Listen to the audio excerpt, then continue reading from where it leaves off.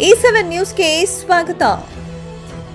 ಬೆಳ್ಳಂಬೆಳಗ್ಗೆ ಬೀದರ್ನ ಶಿವಾಜಿ ವೃತ್ತದ ಬಳಿಯ SBI bank ಎಟಿಎಂಗೆ ಹಣ ತುಂಬುವ ವ್ಯಾನ್ ಮೇಲೆ ದರೋಡೆಕೋರರು ದಾಳಿ ನಡೆಸಿದ ಘಟನೆ ನಡೆದಿದೆ. 5 ಸುತ್ತು ಗಾಳಿಯಲ್ಲಿ ಗುಂಡು ಹಾರಿಸಿ ಓರ್ವ ಭದ್ರತಾ ಸಿಬ್ಬಂದಿಯ ಹತ್ಯೆ ನಡೆಸಿ ಓರ್ವನನ್ನ ಗಂಭೀರವಾಗಿ ಗಾಯಗೊಳಿಸಿ ಹಣ ದೋಚಿ ಪರಾರಿಯಾಗಿದ್ದಾರೆ. ಸ್ಥಳಕ್ಕೆ ಬೀದರ್ ಎಸ್ಪಿ ಪ್ರದೀಪ್ ಕುಂಟಿ ಧಾವಿಸಿ ಪರಿಸ್ಥಿತಿಯನ್ನ ಅವಲೋಕಿಸುತ್ತಿದ್ದಾರೆ. ಎಟಿಎಂಗೆ ಹಣ ಹಾಕಲು ಏಜೆನ್ಸಿಯ ಸಿಬ್ಬಂದಿಗಳು ವಾಹನದಲ್ಲಿ ಬಂದಿದ್ದಾಗ ಇಬ್ಬರು ದುಷ್ಕರ್ಮಿಗಳು ಬಂದು ಗುಂಡು ಹಾರಿಸಿದ್ದಾರೆ.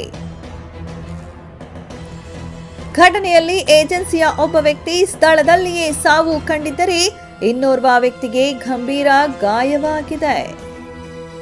ಆ ಬಳಿಕ ಉಳಿದ ಸಿಬ್ಬಂದಿ ಮೇಲೆ ಕಣ್ಣಿಗೆ ಖಾರದ ಪುಡಿ ಎರಚಿ ಹಣವನ್ನ ಖದೀಮರು ಕದ್ದೊಯ್ದಿದ್ದಾರೆ. ಎಟಿಎಂಗೆ ಹಾಕಲು ಪಿಎಸ್ಸಿ ವಾಹನದಲ್ಲಿ ಲಕ್ಷಾಂತರ ರೂಪಾಯಿ ಹಣ ತಂದಿದ್ದರು. ಬ್ಯಾಂಕ್ ಹಾಗೂ ಎಟಿಎಂಗೆ ಹಣ ಹಾಕುವ ವಾಹನದ ಸಿಬ್ಬಂದಿ ಮೇಲೆ ಗುಂಡಿನ ದಾಳಿಯಾಗಿದೆ. 5 ಸುತ್ತಿನ ಗುಂಡಿನ ದಾಳಿ ನಡೆದ ಬಳಿಕ ಹಣ ತೆಗೆದುಕೊಂಡು ಖದೀಮರು ಪರಾರಿಯಾಗಿದ್ದಾರೆ. ಬೀದರ್ನ ಎಸ್ಬಿಐ ಮುಖ್ಯ ಕಚೇರಿ ಮುಂದೆ ಗುಂಡಿನ ದಾಳಿ ನಡೆದಿದ್ದು ಬ್ಯಾಂಕ್ ಕಚೇರಿಯ ಮುಂದೆಯೇ ಮೃತದೇಹ ಬಿದ್ದಿದೆ. ಸ್ಥಳಕ್ಕೆ ಪೊಲೀಸರು ಭೇಟಿ ನೀಡಿ ಪರಿಶೀಲನೆ ನಡೆಸುತ್ತಿದ್ದಾರೆ. E7 news Bidar.